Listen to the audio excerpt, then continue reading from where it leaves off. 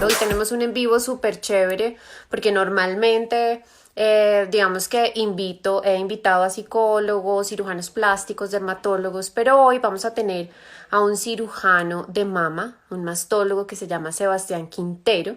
Él es mi mastólogo y vamos a hablar de cirugía de seno.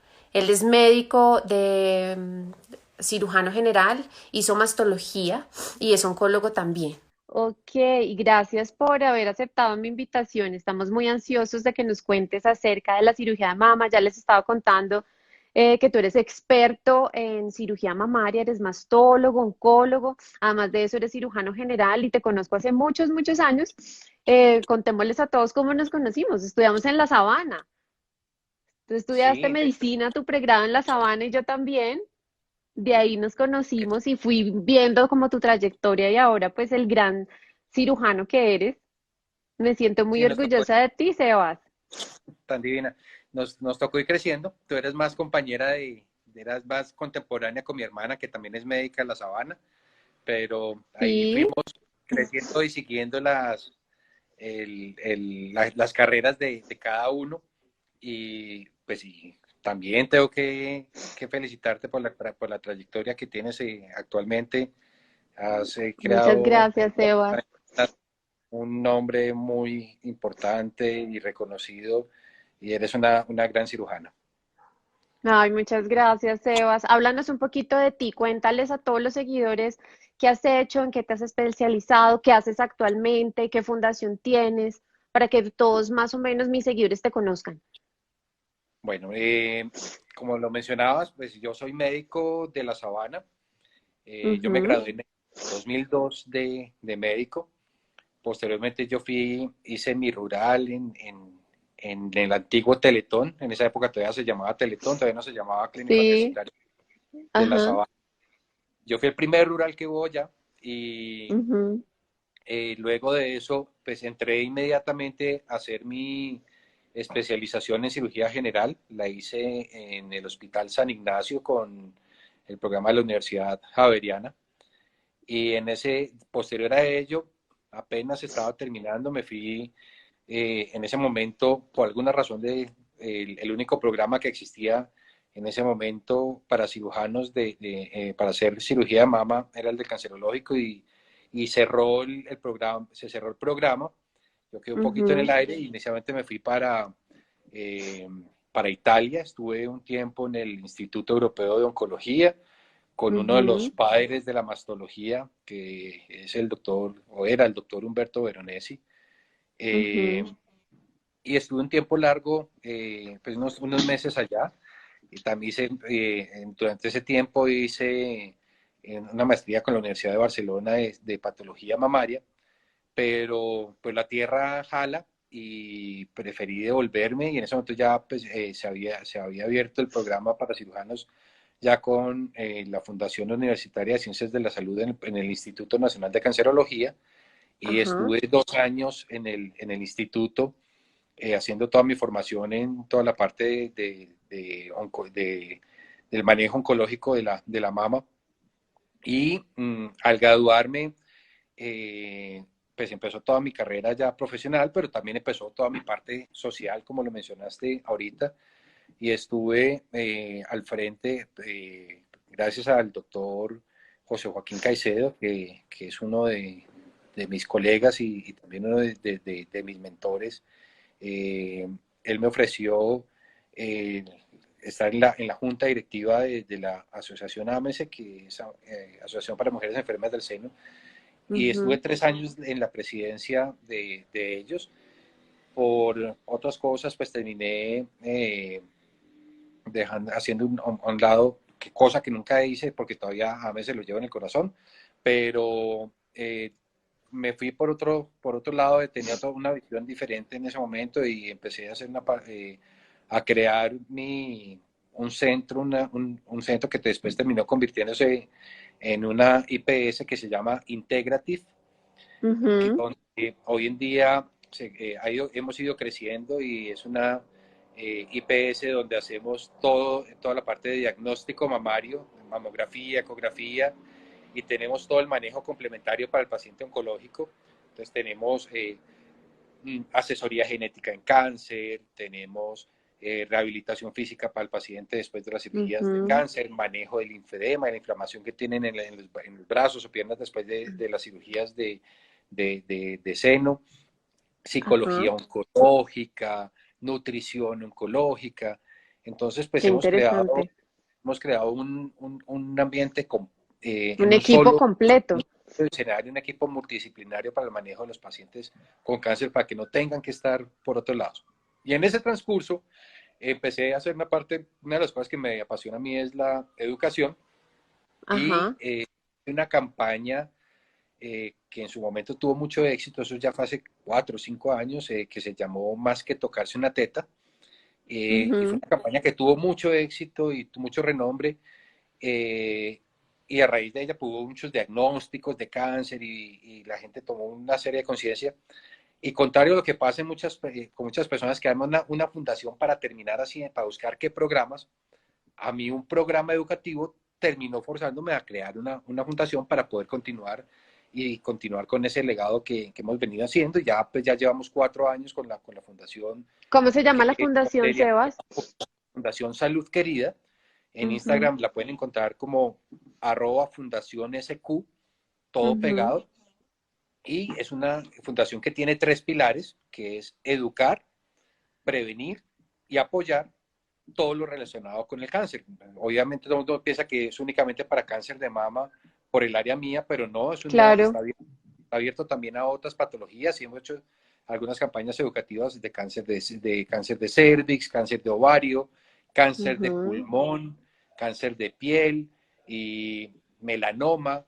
Entonces hemos trabajado en ujú. muchas otras áreas, porque si bien pues, la mama probablemente es el más taquillero de los cánceres, el más mediático, Sí, pues yo veía cómo pacientes de otras enfermedades no tenían a quién recurrir.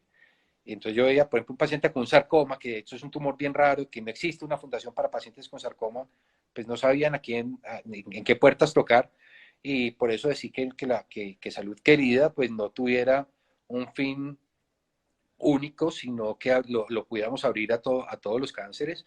Y hoy en día, afortunadamente, contamos con grupos de apoyo, hemos hecho brigadas a través ¿cómo hacemos para ayudarte en la fundación, Sebas? ¿Qué hay que hacer?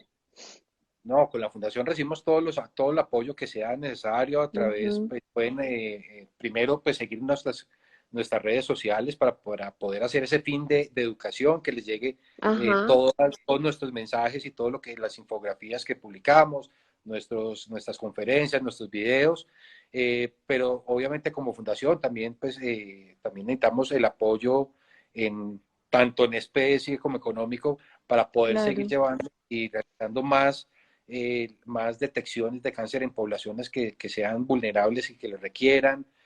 Ahorita, por ejemplo, estamos en una campaña de recolección de insumos de protección para el COVID, para los pacientes Así. con cáncer, que de hecho pues sabemos que son pacientes que de por sí, por su enfermedad, son inmunosuprimidos, Ujú, pero también obviamente pues en los tratamientos pues van a estar con una supresión inmune mucho mayor y es una de las poblaciones que mayor riesgo de mortalidad pueden tener si llegan a ser infectados y por ende tenemos que protegerlos demasiado y sí. estamos en una campaña para llevarles esos insumos de protección a todos ellos.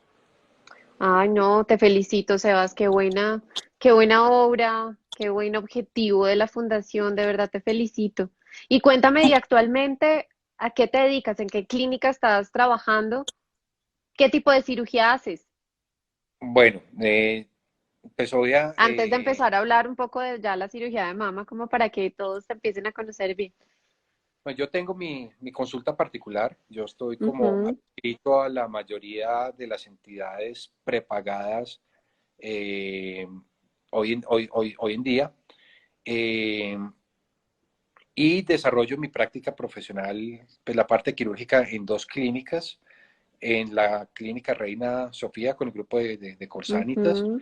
y en la clínica del Country, de la cual siento el orgullo de ser como desde su parte, de su grupo académico, ambos son clínicas importantísimas y el grupo de la Clinical Country desde el punto de vista académico, pues Sí, posiblemente es espectacular. Yo trabajé reconocido. allá de médica general, ¿te acuerdas? Sí, claro.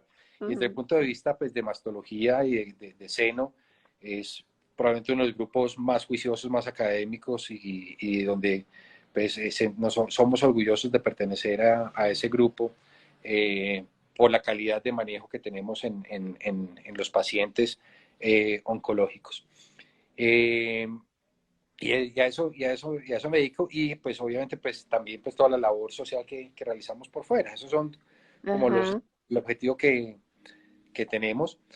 Y, y además de eso, pues obviamente pues me dedico actualmente como mastología y creo que es una de las cosas que vale la pena mencionar. La mayoría de las personas Claro, muy no conocen importante. qué es la mastología. La mayoría de las Ujú. personas piensan que la mama es un órgano que maneja el ginecólogo, que maneja un cirujano, y pocas personas conocen que la mastología como especialidad existe y somos médicos que tenemos bien sea su origen dentro de la cirugía general o dentro de la ginecología, que tenemos una dedicación exclusiva al diagnóstico y el tratamiento de las enfermedades de la mama, tanto benignas como Como las malignas. malignas, y Qué obviamente buena aclaración. toda la parte de la prevención del cáncer. Oye, Ujú. si no me atomo únicamente que piensa que nosotros manejamos cáncer de seno, y no, pues nosotros pues somos los encargados de hacer el seguimiento y toda la parte de tamizaje, de cribaje de la mayoría de las mujeres que son sanas, eh, en búsqueda precisamente de hacer esos diagnósticos tempranos del cáncer mamario. Exacto. Quiero contarles a todos que siempre que yo tengo alguna alteración mamaria en mi consultorio, yo siempre te mando todos mis pacientes, ¿no, Sebas? Siempre que Sí, encontramos una masita, cuando yo estoy insegura de operarlas, siempre yo las envío donde Sebastián y él es como la persona que me dice si la opérala o no la operes, si es una mama, digamos, en condiciones aptas para poner un implante o para hacer una resección, una pexia o lo que sea. y en Entonces, eso hasta en eso me ayudas también y nos apoyamos mucho. tengo que felicitarte. Mecho, hay una de las cosas, es que tú siempre haces los estudios previos a cada paciente. Ninguna mujer Ujú, debería ser operada sin un estudio, una valoración previa de la mama. ujú. Lamentablemente vemos como a muchas mujeres eventualmente les hacen intervenciones quirúrgicas Al y ojo, y ya. se encuentran con sorpresas que no deberían pasar. Si una paciente va a ser intervenida para una cirugía estética, primero debe descartarse que no tenga ninguna enfermedad del seno y Ujú, posteriormente sí ser intervenida esa parte de reconstructiva. Y tú eres muy juiciosa con eso, te felicito. Ojalá todos ujú. los cirujanos plásticos Gracias. hicieran lo mismo. Es una de las labores titánicas que tenemos que hacer. Mm, Crear más conciencia dentro de todas las personas que manejan la mama como órgano. eh, y uno siempre debe sospechar que una mama puede estar enferma y hasta que no sea descartado, pues no debería seguir adelante en el proceso del manejo estético de la mama. re- ¿Qué recomendaciones nos das a todos los cirujanos plásticos antes de someter a una paciente a una cirugía mamaria, ya sea mamoplastia de aumento, pexia, ente invertida, con implantes o sin implantes, o una reducción mamaria? Cuéntanos cuáles son los pasos indicados que tenemos que hacer para evitar una complicación futura con el paciente. Yo creo que Y desde el esto es punto de importante también vista, para todas las mujeres y para todas las pacientes también es bueno saberlo. yo creo que desde el punto de vista médico es lo único importante antes de entrar a una cirugía es estar seguro que su mama es una mama sana, que si requiere que se haga según la edad que tenga la paciente, los Ujú, estudios que sean necesarios. Si es una mujer menor de 40, al menos tener una ecografía. Recordemos que en Colombia 1 de cada 3 casos se presentan en mujeres menores de 50 años y ujú. hasta el 12% de los cánceres son diagnosticados antes de los 40. Son cifras que son muy importantes. Por ende, pues una mujer joven, el hecho de que sea joven no quiere decir que su seno sea sano. Ahora, hay un montón de mujeres que vamos a diagnosticar eventualmente, donde se van a diagnosticar lesiones que pueden ser benignas y que eventualmente requieren algún tipo de manejo quirúrgico, o al menos tener la tranquilidad de hacer un diagnóstico previo de algún tumor, fibroadenomas, tumores como la adenosis mamaria y otra serie de Ujú, patologías benignas, que es importante tener la claridad por si eventualmente requiere un manejo conjunto, ujú. que uno pueda manejar la parte de patología mamaria, pero que eventualmente también un mismo acto operatorio no pueda resolver la condición cosmética o enfocarse en una primero antes que la otra.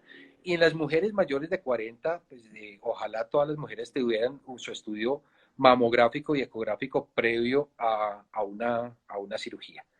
Entonces, como Esto es, tamizaje, pacientes mayores de 40 años tienen que hacerse mamografía como tamizaje. ¿Cada cuánto, Sebas? idealmente cada año. Ahora, yo Ujú. hay mucha, eso incluso pues, dentro de los mastólogos o en el gremio Sí. eh, de, de la oncología es algo muy discutido sobre si empezar a los 40 o a los 50 años y si se Ujú. debe hacer cada año, cada 2 años. Eh, Nuestras políticas gubernamentales sugieren que se haga cada 2 años a partir de los 50 hasta los 70. Sin embargo, como lo mencionaba, pues en nuestro país tiene una epidemiología un poco diferente, donde vemos un número muy alto de mujeres Mm. menores de 50 años, una de cada tres es diagnosticada actualmente en esa edad, y por ende, pues yo personalmente a mis pacientes les recomiendo, siguiendo, por ejemplo, las guías de la Sociedad Americana de Radiología y de Oncología y de la de cirujanos de seno de Estados Unidos, y la recomiendo hacer anualmente a partir de los 40 años y por el resto de su vida. Ya en los 80 años, 80 o 75 años para arriba uno puede seleccionar eventualmente algunos casos y hacerlos bianual o en qué momento, algunos casos uno puede parar ese seguimiento mamográfico, pero, pero en términos generales, pues deberíamos arrancar a los 40 años anualmente por el resto de la vida. Ok, si se tienen antecedentes de cáncer de seno, por ejemplo, una mujer que tenga antecedentes de cáncer de seno y tiene 35 años de su mamá, ¿qué tiene que hacer o cómo puede evaluarse o prevenir? Hay que mirar mucho la edad de la presentación también de la mamá. Hay que ver Ujú, qué otros casos familiares han existido. Entonces, por ejemplo, ujú, nosotros procuramos hacer una mamografía 10 años antes del primer caso de la familia. Es decir, si tu mamá tuvo un cáncer a los 40 años, probablemente yo no espere hasta los 40 años para hacer una primera mamografía, exacto. sino que la empiece algunos años antes, hacer ese seguimiento o por lo menos estar con las valoraciones un poco clínicas, al menos más frecuentes, no anuales, sino cada 6 meses. O por ejemplo, si yo veo que en esa familia hay múltiples antecedentes, mi mamá tuvo cáncer, mi tía también, y mi prima, y tengo mi Es, abuela también. ajá, Eventualmente en esos pacientes vale la pena hacer algunos estudios de carácter genético y por eso nos ujú. apoyamos mucho también en los grupos de asesoría genética en cáncer para poder ¿En hacer dónde los hacen en Colombia, Sebas? eh, en Para que Integrative. sepamos todos. En Integrative Ujú, tenemos un grupo de asesoría genética, tenemos dos genetistas ujú, que trabajan en esa área. Clínica del Conti también lo tiene, la Universidad Javeriana también tiene, y la Fundación ujú. Santa Fe, que yo tenga memoria, y el Instituto Nacional de Cancerología, que recuerde en este momento en Bogotá. Y en las otras ciudades mayores, al menos por lo menos en Bucaramanga, en Cali, en Medellín, hay consejeros genéticos también en cáncer. Ahora, ellos ¿Qué generalmente tan hacen costosos son esas pruebas? la valoración no es una valoración muy costosa, y las Ujú, pruebas, la mayoría de ellas, sí, eh, cuando son paneles genéticos, generalmente casi todas estas pruebas las cubren los sistemas de seguridad nuestros, las EPS. Algunas van a ujú, requerir el formato de MIPRES, del formato antiguamente llamado NOPOS. Algunas pruebas sí están autorizadas sin prueba, sin necesidad de ese tipo de formato.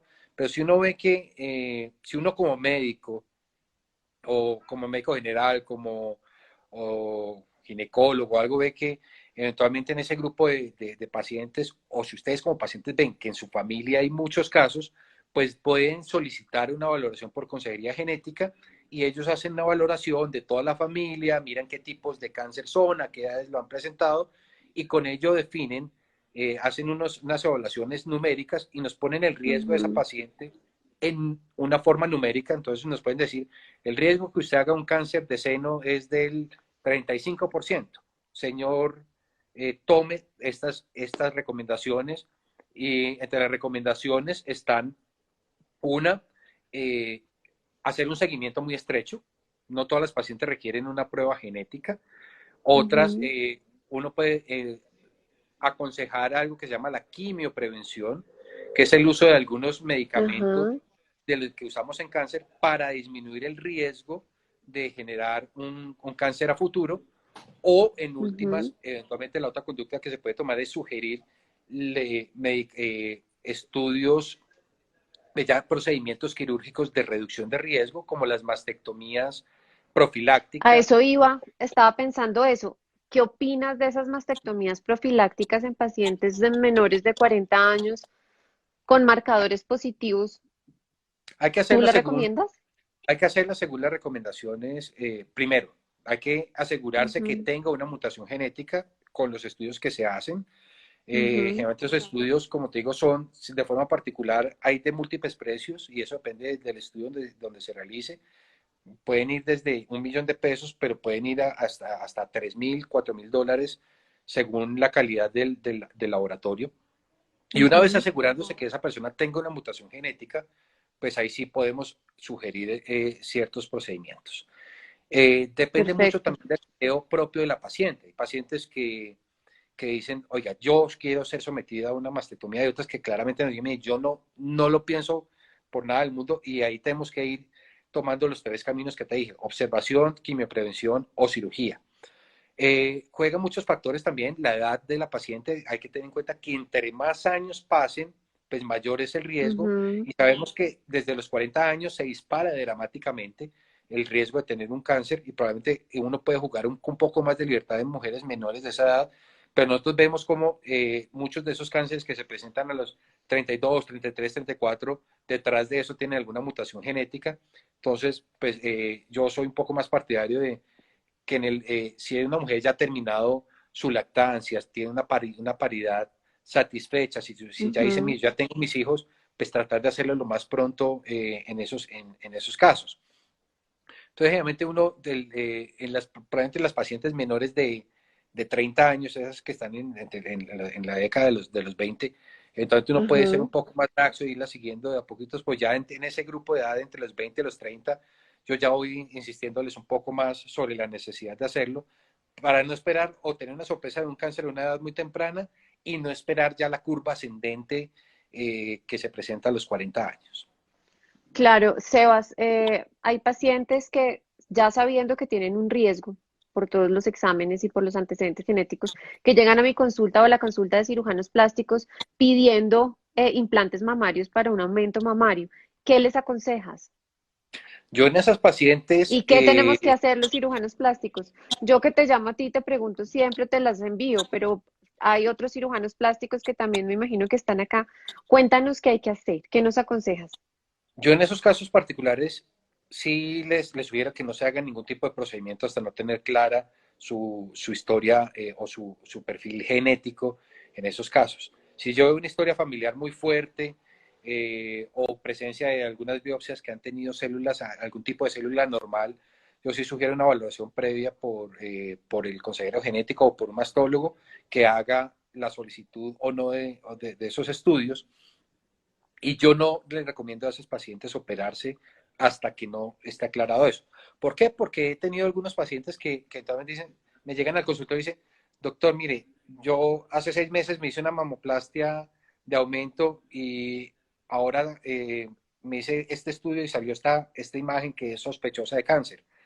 Y me dice, miércoles, ¿qué tal si hubiéramos podido estudiar a esta paciente, y en vez de tener que Antes. someter a 2 o 3 procedimientos, a un cambio de prótesis, ahora retirarle una prótesis que eventualmente puede estar en directo contacto con un tumor maligno? ¿Qué tal si en esa paciente hubiéramos estudiado con juicios desde el principio, hubiéramos descartado una mutación genética, y en vez de ese procedimiento pudiéramos hacer ya una mastectomía profiláctica con una muy buena reconstrucción mamaria y le hubiéramos evitado otro procedimiento a esa paciente de forma temprana. Perfecto, Sebas. ¿Eso incluye cualquier otro tipo de procedimiento mamario, como pexias mamarias, reducciones mamarias en T invertido, o sea, cualquier tipo de procedimientos que no necesariamente incluyan implantes?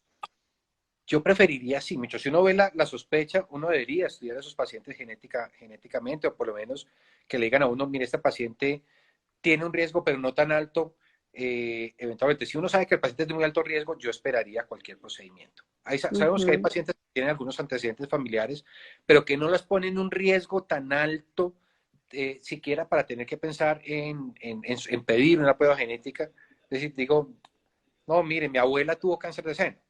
Probablemente esa paciente no Ujú. tiene un riesgo tan alto y eventualmente esa paciente puede ser sometida a alguno de los procedimientos y después de eso simplemente hacer un seguimiento muy estrecho de esa paciente con sus mamografías, sus ecografías rutinarias. Pero si yo veo que la paciente tiene una historia familiar gigantesca, yo me aseguraría antes de cualquier cosa que esa paciente no tuviera una mutación de base. Eh, Perfecto. Pregunta, mamá con cáncer de seno eh, a los 45 años, tratado con mastectomía, radioterapia, quimioterapia, con resolución. Y la hija y una paciente que tiene 35 años, sin sintomatología, sin masas, con todo negativo, yo esa ¿qué le paciente, podemos hacer? yo esa ¿Qué paciente le podemos haría. hacer? Ujú. Lo primero que haría es descartar, empezar a hacer el estudio de esa paciente. Genético. Como O sea, dices, probablemente, definitivamente cualquier antecedente genético que se tenga en primero o segundo grado, tú recomiendas, antes que hacer una cirugía mamaria, hacer los ahora, exámenes.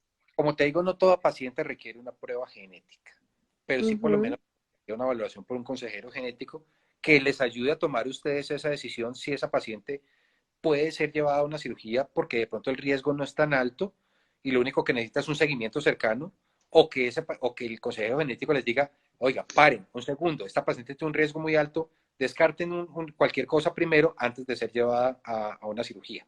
Ahora, una paciente de 35 años, pues yo le diría, con una mamá con un cáncer a una edad más temprana, yo le diría, venga, hágase su mamografía, su ecografía, fíjate que tú solo me estás hablando, mire, el único antecedente es la mamá, y probablemente esa paciente Sí, sí tenga un riesgo más alto que la población general, pero no tan alto como para tener que desmotivar a esa paciente de eventualmente hacer algún procedimiento cosmético, no, pero por lo menos requiere un poco más de juicio en la decisión quirúrgica. Entonces, ujú. probablemente esos consejeros genéticos le van a decir, oiga, esta paciente puede operarla, pero después de eso hágale un seguimiento cercano de rutina, su mamografía, su ecografía y otras cosas, pero si, como te digo, si de pronto les dice, mire, esta paciente es de alto riesgo, hagan un alto, por seguridad, creo que nadie se va a arrepentir después de hacer un Ujú. procedimiento de una forma más segura.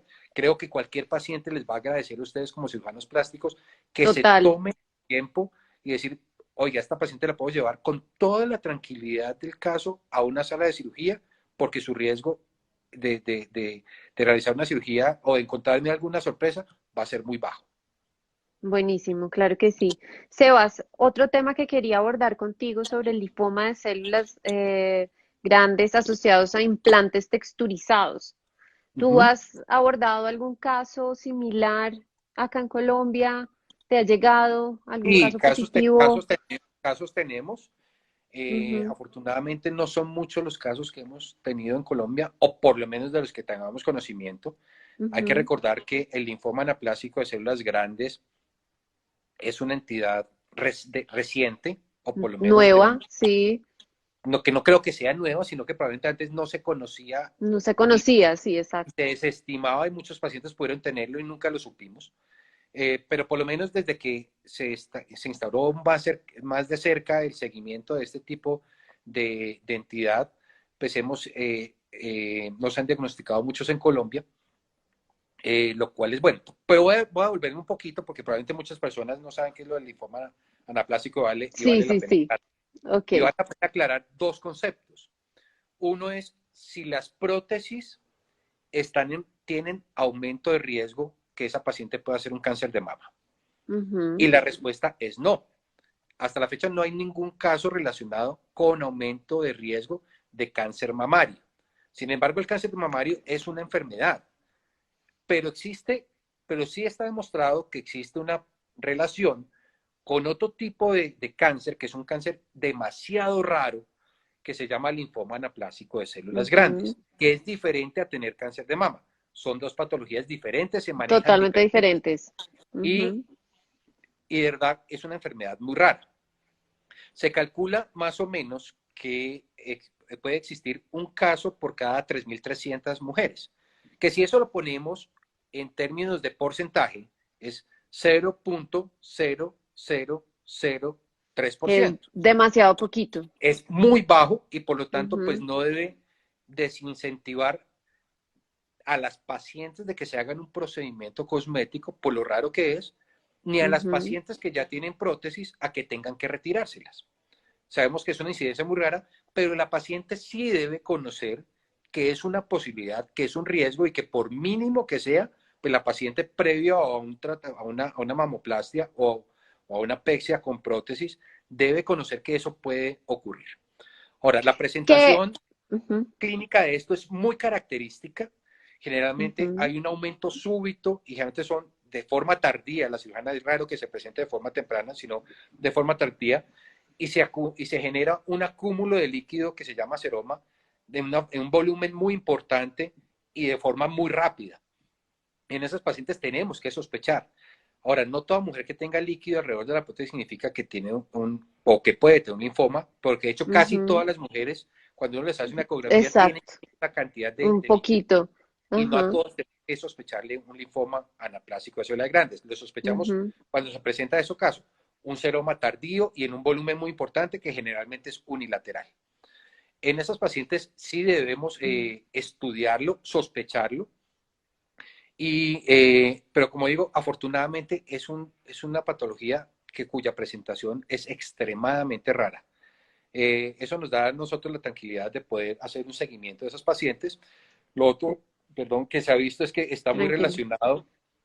está muy relacionado más con el uso de prótesis texturizadas y de hecho no con todas las Ujú. texturizadas, sino con algunos lotes de Unas marcas algunas marcas específicos, sí, específicas y ni siquiera de las pero marcas, que ya las sino de los suspendieron. modelos Sí, de que ya están lotes, de una serie de lotes. de una serie de lotes y que se pusieron eventualmente algunas en el mundo y que muchas mujeres lo tienen, pero es rara la paciente que lo vaya a presentar. Como decía, eso no debe de incentivar a que salgan todas las mujeres a quitarse las prótesis, así sean texturizadas. Es más de hacerles un seguimiento muy cercano y estar pendientes de cualquier cambio. ¿Qué signos tenemos que tener en cuenta y cómo una mujer se puede hacer un seguimiento ella misma en su casa, Sebas, para que se detecte una masa, detecte alguna anormalidad de sus senos? Entonces, ¿qué les aconsejas? Yo creo que ahí siempre nos vamos a apoyar en los llamados tres pasos o tres cosas básicas, las tres herramientas básicas que tenemos nosotros para hacer un diagnóstico de cualquier enfermedad mamaria, sea benigna o maligna. La primera, y voy a empezar a hablar, generalmente empiezan al revés, casi siempre empieza por el autoexamen, pero voy a cambiar, porque para mí probablemente la más importante desde el punto de vista de diagnóstico es la mamografía. La mamografía es la única prueba diagnóstica que ha logrado demostrar reducción en la mortalidad por cáncer de mama, logra hacer diagnósticos de tumores que aún no son palpables, que son muy chiquitos y que por ende, entre más temprano sea el diagnóstico, pues mejor va a ser la supervivencia a largo plazo de esas pacientes. Por lo tanto, Ujú. sí, claramente la mamografía es la primera sugerencia que hago y generalmente lo que hemos hablado, hacer la mayor después de De los los 40 40. años. Eh, el seguimiento ecográfico, que creo que se aplica para todas las mujeres de toda la edad, y eso también nos puede dar muchas luces sobre la presencia o no de algunos tumores, si son benignos, si son líquidos, si son sólidos, la presencia o no de líquido y de seromas acumulados. También eventualmente Ujú. nos puede decir si las prótesis eventualmente ya tienen algún proceso de envejecimiento o si están rotas. La mamografía rara vez lo puede decir. El gold estándar para eso, o el estudio de elección, es la resonancia, pero a veces los hallazgos Ujú. ecográficos son tan claros que pienso que Que no hay sobra la necesidad. radiografía. que es hora de la realización de una resonancia. El segundo es el mastólogo, o la valoración médica anual. No necesariamente tiene que ser un mastólogo. Recordemos que probablemente en Colombia no ¿Desde qué tenemos. edad, Sebas? ¿Desde Yo qué edad sugeriría, hay que ir al mastólogo? yo seguiría una valoración a partir desde los 25 años en adelante, ya de forma anual, así como a una mujer anualmente al ginecólogo, pues debería ir también al mastólogo una vez al año. Eh, Ahora, bien lo decía, en Colombia probablemente no somos muchos mastólogos y no todas las mujeres van a tener acceso a uno, pero por lo menos Ujú. que vayan al ginecólogo, al cirujano, al médico general, que les haga una valoración exclusiva de los senos. Ellos son nuestra mano derecha, son quienes eventualmente pueden hacer ese abordaje inicial y nos filtran un poquito los pacientes que nos llegan seleccionando los casos que realmente tienen un riesgo más alto. Ustedes como cirujanos plásticos también, ojalá tuvieran esa obligación de hacer todos esos estudios en las mujeres que les llegan. Creo que es importantísimo y tienen que Ujú. convertirse en un aliado nuestro en ese sentido de Total, poder hacer sí, de diagnósticos acuerdo. tempranos. Y por último, pues también en la realización del autoexamen, que probablemente es lo que más se habla y lo que más las mujeres y cuando hacen todas las campañas de prevención es lo que más les dicen, pero que como herramienta de diagnóstico probablemente es la más pobre y la menos efectiva para nosotros como mastólogos. ¿Por qué? Porque para que una mujer se toque un tumor, Ujú. probablemente la sensibilidad que tiene una mujer en la comunidad probablemente no sea la misma que podamos tener los médicos. Probablemente los médicos podemos tocar lesiones un poquito más pequeñas, pero para que incluso una lesión ya sea palpable por un médico, ya tiene un tamaño suficiente para que esa persona lo pueda identificar. Y una mujer nuevamente puede decir que uno se puede encontrar una lesión de 15, de 15 milímetros, 20 milímetros, que si llegas a ser un cáncer, pues es una lesión que probablemente ya tiene un tamaño suficiente grande y claramente va a cambiar el pronóstico de supervivencia de esas pacientes. Por lo tanto, pues esos son los tres pasos. Una mujer debería hacerse su autoexamen una vez al mes, entre el quinto a séptimo día después de la menstruación, y en aquellas mujeres que ya tienen la menopausia, que tienen algún método de planificación que no les permita tener claridad sobre el momento de la menstruación, pues deberían elegir un día al mes y hacerlo siempre en la misma fecha.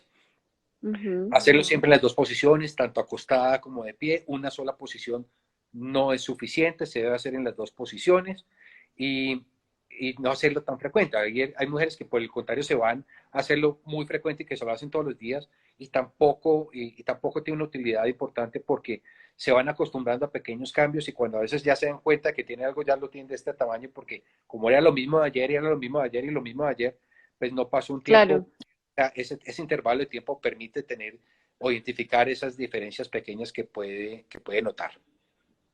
perfecto. Sebas, ¿qué factores de riesgos asociados, además de lo que hemos hablado, se pueden presentar o aceleran el inicio de un cáncer de mama? Entonces ya sabemos que hay aspectos genéticos, qué otras cosas, qué cosas externas, Pues claramente medicamentos, ambientales. el primer factor de riesgo es ser mujer, claro. Ujú, 99% de los casos se presentan en mujeres y ese es el principal factor de riesgo.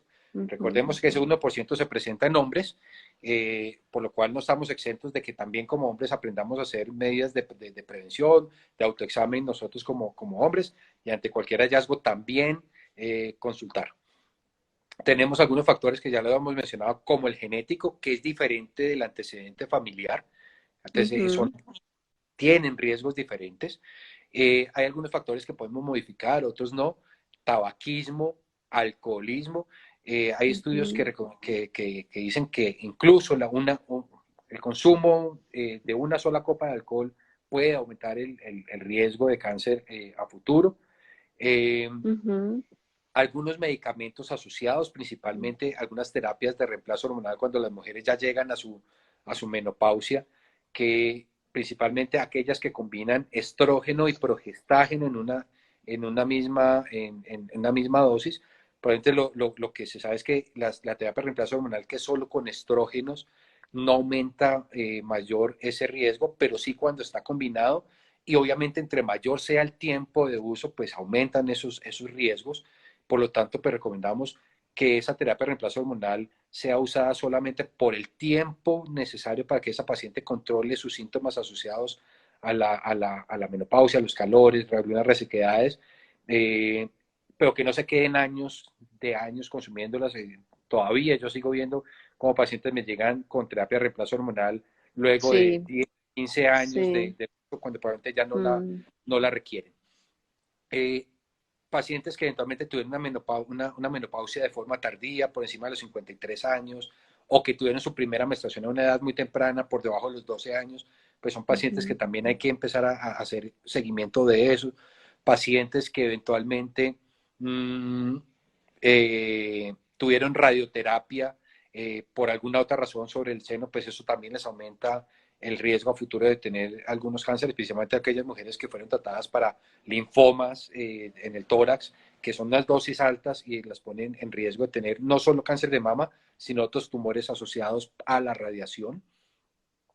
También podemos ver las personas que eventualmente tuvieron algunas biopsias que tienen células que se denominan células atípicas. Esas ujú. pacientes también eventualmente pueden tener un aumento de riesgo de cáncer a futuro. Que otras se me escapan por el momento. Obviamente, el cáncer de mama es algo que es multifactorial, hay cosas que todavía incluso desconocemos, obviamente hay Mm, cuestiones ambientales, nutricionales, y uno no, a la fecha no podemos decir qué cosas puntuales del ambiente a veces lo pueden generar. sí. Conocemos que hay carcinógenos en general, mercurio, Consejos nutricionales, que yo sé que no eres nutricionista, pero sí consejos nutricionales, por ejemplo, evitar carnes rojas o no sé, algo que nos puedas ayudar en que sea menos carcinogénico, por lo tanto, un factor menos de riesgo para el cáncer de mama. en eso hay Como chisme, Sebas. Ujú. muchísima Como controversia. chisme de lo que hayas leído últimamente. Y uno lo puede leer, y donde uno lo lea puede encontrar cosas a favor y en contra de cada cosa. Entonces, Ujú. le echan la culpa al azúcar, a los lácteos, a las carnes rojas, pero yo soy un poco más, una mentalidad un poquito más abierta en ese sentido. Oh, Creo ajá. que a la fecha no hay estudios que nos puedan condenar algún tipo de medicamento, de carnes. Ujú. Posiblemente los embutidos y carnes procesadas pueden tener un poco más de riesgo, y no solamente para cáncer de seno, sino eventualmente de cáncer de colon y otros tipos de órganos.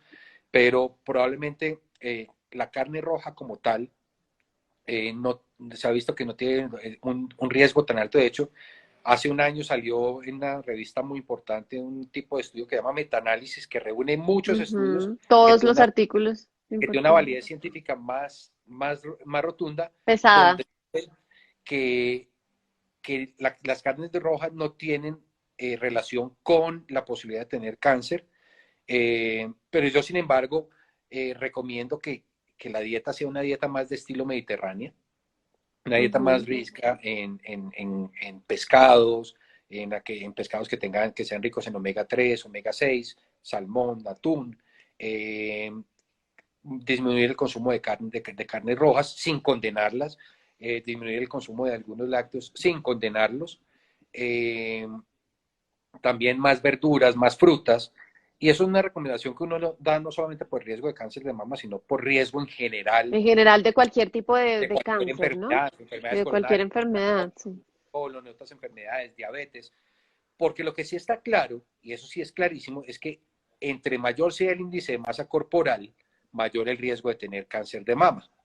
Entonces, O por la sea, entre misma más razón, gordito se es, más riesgo a tener más cáncer de riesgo de mama. cáncer de mama. Ujú, Por eso, hay dos recomendaciones que son claras.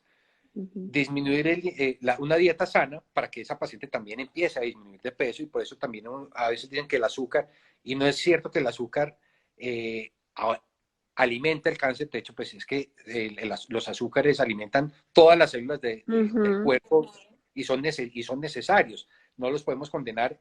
Y de hecho, si uno mira las proteínas, las grasas y los carbohidratos, terminan todos convirtiéndose en cierto momento en azúcares que van a generar más ATP y van a producir por diferentes mecanismos biológicos. Entonces, pues no podemos, porque incluso las proteínas van a terminar convirtiéndose en energía para las células, sean Células buenas o cancerígenas. malignas. Pero lo que Ajá. sí recomendamos es, como decía, una dieta sana, una dieta más mediterránea y la realización de ejercicio aeróbico, no anaeróbico, sino aeróbico, al menos por 30 minutos 5 veces a la semana. Eso suma 150 minutos al día, que es lo recomendado. Y se sabe que las personas que sigan estas dos recomendaciones tienen un 20% menos de posibilidades de hacer cáncer que aquellas que no siguen esas recomendaciones. Exactamente. Entonces, por lo tanto, es una recomendación importantísima y creo que es la única forma de hacer prevención en cáncer de mama. Lamentablemente es muy poco lo que podemos hacer en prevención y casi todos nuestros esfuerzos se enfocan en hacer un diagnóstico temprano Temprano. y por eso las otras recomendaciones que ya habíamos mencionado. Perfecto, Sebas. No, pues ya todo nos quedó clarísimo. De verdad, muchísimas gracias. Yo creo que ya vamos a cumplir una hora de charla. ¿Tienes algo más que agregar sobre el cáncer de mama? Yo pienso que ya hicimos todo el resumen. Esperemos a ver si dejamos participar a alguna de las personas que aquí te están felicitando. Muy buena charla, excelente charla. Tengo un diagnóstico, 37 años, sin ningún antecedente. Definitivamente la recomendación es ir al mastólogo, dicen por acá. Muchísimas gracias, súper bien y clara la información, te están saludando. Dicen, se deben retirar los implantes texturizados de las mujeres que se han hecho mamoplastias cosméticas, pues ya lo dijimos que no, si no presenta ningún sintomatología asociada y no tiene ningún antecedente, no, ¿no? No, y no, Ya habíamos hablado de eso. no deben entrar en pavor y pánico como eso. Listo, qué bueno tener información sobre los procedimientos. Quisiera saber si tener pezón invertido es una enfermedad de la mama. No, realmente puede ser un signo indirecto de una enfermedad, pero no Ujú, necesariamente lo es. Hay algunas ujú. personas que nacen con un pezón invertido y se desarrollan de esa forma y lo pueden haber tenido durante toda la vida y no necesariamente significa que ese seno sea un seno enfermo.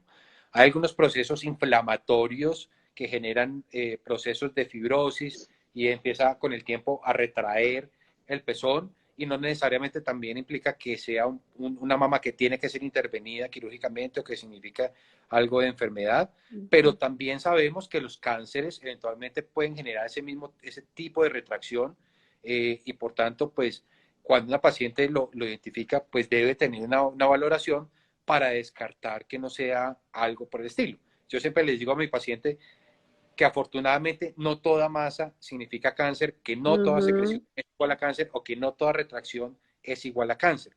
Sin embargo, eso no excluye que esa paciente deba ser valorada, que deba tener una valoración médica, los estudios imagenológicos que correspondan para descartar cualquier otro, una enfermedad maligna y uno quedarse y uno puede decirle a la paciente que no se preocupe, que eso es un hallazgo que en su caso puede ser normal y que pues puedes llevar una vida común y corriente.